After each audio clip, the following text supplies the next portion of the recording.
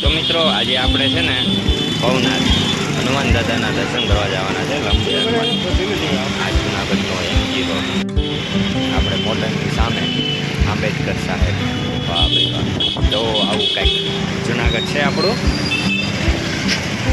હવે દેખાય ને એ આવે છે કળવા ચોક.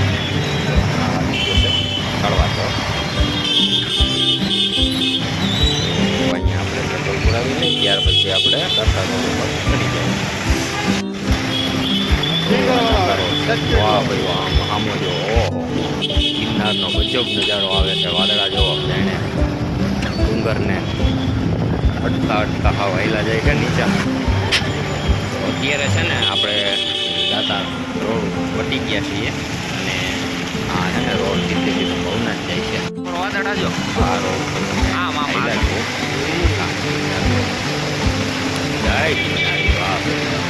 હા મોજ છે ગિરનારની મિની કાશ્મીર કાંઈ કહે.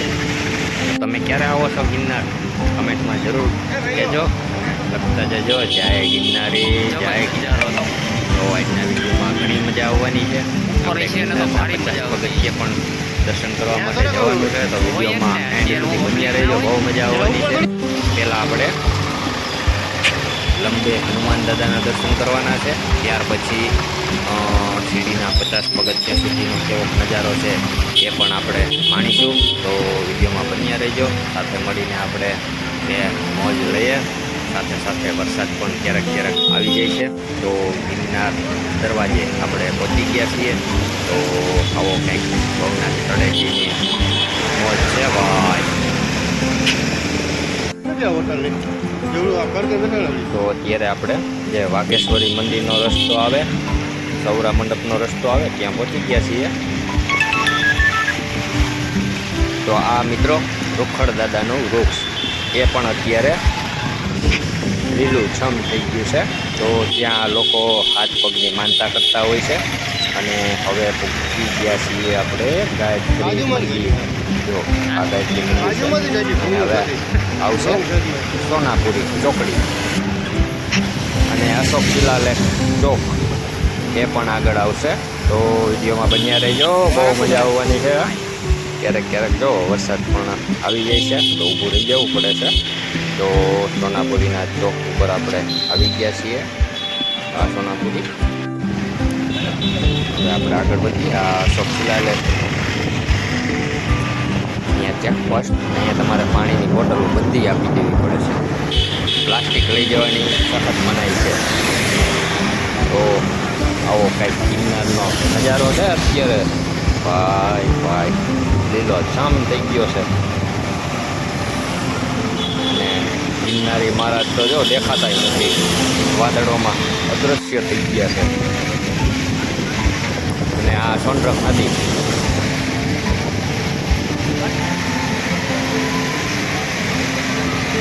નદી પાસે આપણે પહોંચી ગયા. જો અહીંયા પણ ડુંગર જો લીલો છમ આવી કંઈક નદી છે. અને સામે દેખાય એ આપણે દામોદર પહોંચવા આવ્યા છીએ. દામોદર ભગવાનનું મંદિર, આ મુજકુંડ ગુફા. જય દામોદર ભગવાન, વાહ ભાઈ વાહ.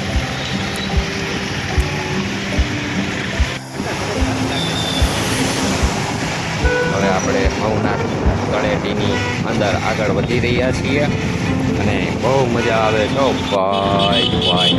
ઠંડુ વાતાવરણ જાણે કાશ્મીરમાં રખડતા હોય એવું લાગે ભાઈ.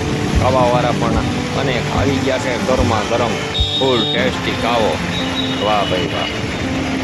ભવનાથ તળેટીની અંદર આવ્યા હોય અને કાવો ના પીએ એ તો ધક્કો ખાવા જેવું થઈ ગયો ભાઈ. કાવો તો પીવો જ પડે, પણ આપણે પીશું રિટર્નમાં.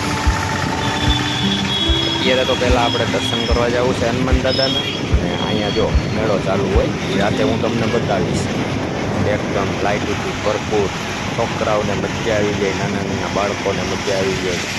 એવા નાના નાના ચકડોળ હોય. અને હવે આપણે પહોંચવા આવ્યા છીએ ભારતી આશ્રમના ગેટ પાસે અને આ છે આપણા ભવનાથનો એન્ટ્રી દ્વાર. જય ગિરનારી બાપ. તો હવે આપણે ગિરનારના ભવનાથના પ્રવેશ દ્વારની અંદર એન્ટર થઈ ચૂક્યા છીએ અને આગળ વધી ચૂક્યા છીએ. તો આ છે શનિ મહારાજનું મંદિર અને આ છે ભવનાથનો મેઇન ચોક અને સામે દેખાય અખાડાના દ્રશ્યો છે અને એની આગળ જ ભવનાથ મહાદેવનું મંદિર આવેલું છે. હર હર મહાદેવ મહાદેવ, વાહ ભાઈ વાહ. તો મહાદેવના મંદિરે કંઈક કામ ચાલુ હોય એવું લાગે છે. આ રસ્તેથી અંદર નથી જવા દેતા, પાછળથી દર્શન કરવા માટે જવાનું છે. આપણે તો પછી જાવું ક્યારેક દર્શન કરવા. અત્યારે આપણે હનુમાન દાદાના દર્શન કરવા માટે જવું છે. અહીંયા અંશુય આશ્રમ અને આ અખાડાના દ્રશ્યો, વાહ ભાઈ વાહ.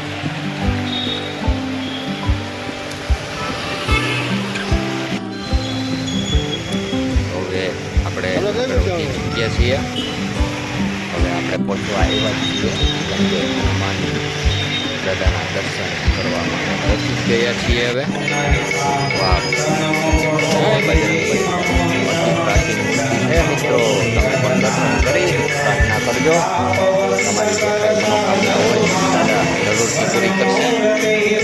શનિવારે ઘણા શ્રદ્ધાળુઓ આવતા હોય દર્શન કરવા માટે, પ્રાર્થના કરવા માટે, હનુમાન ચાલીસા કરવા માટે. તો બધાની અલગ અલગ માનતા, શ્રદ્ધા, ભક્તિ,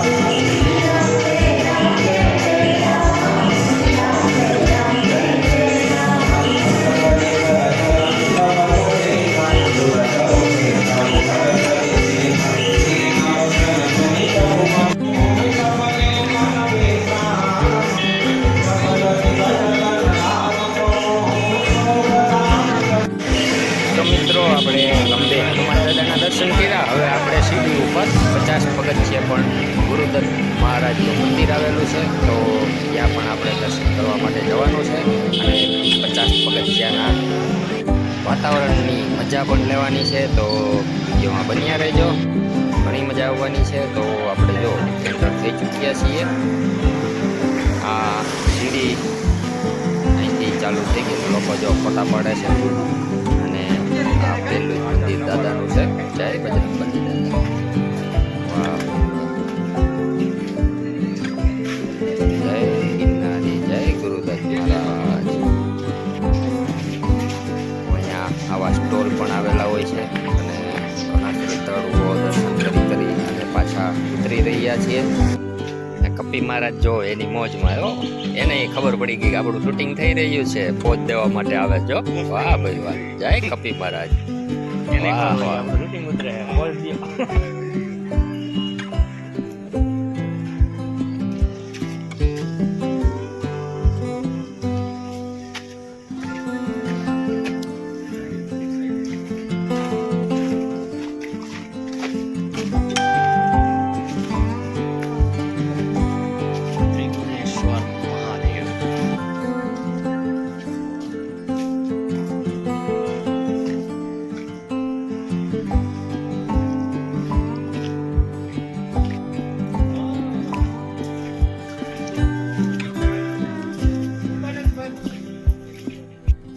ગુરુદત્ત મંદિર.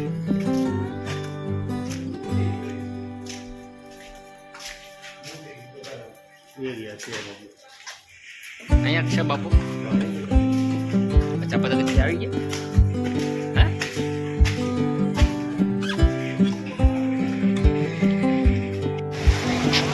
તો મિત્રો આપણે 50 પગથિયે ગુરુદત્ત મહારાજના મંદિરના દર્શન કર્યા. મહારાજ સાથે ઘણો સત્સંગ કર્યો. ત્યાં મોબાઈલ શૂટિંગ નોટ અલાઉડ હતું, એટલા માટે હવે જો આપણે પાછા વળી ગયા છીએ ભવનાથ તળેટીની અંદર. રાતના કંઈક દ્રશ્યો તમને પણ બતાવું, મેળાના દ્રશ્યો બતાવું, ત્યાર પછી આપણે વિડીયોને એન્ડ કરશું.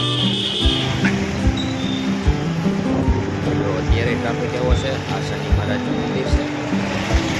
જો પાછા આપણે જે ભવનાથનો એન્ટ્રી દ્વાર છે ત્યાં પહોંચી ગયા છીએ. આગળ ગ્રાઉન્ડ આવી જાય ના એવું હોય ભારતીય આશ્રમનો ગેટ, અને થોડીક વારમાં આપણે આવવાનું છે મેળાનું ગ્રાઉન્ડ. આવો કંઈક દ્રશ્યો છે 8 વાગ્યાની આસપાસના. આવો બહુ મજા આવે છે અત્યારે. સરસ મજાનું વાતાવરણ છે. તો આ છે મેળાનું ગ્રાઉન્ડ. તો મિત્રો, આ હતી જુનાગઢ અને ભવનાથની નાની એવી મારીથી દેવાય એવી અપડેટ.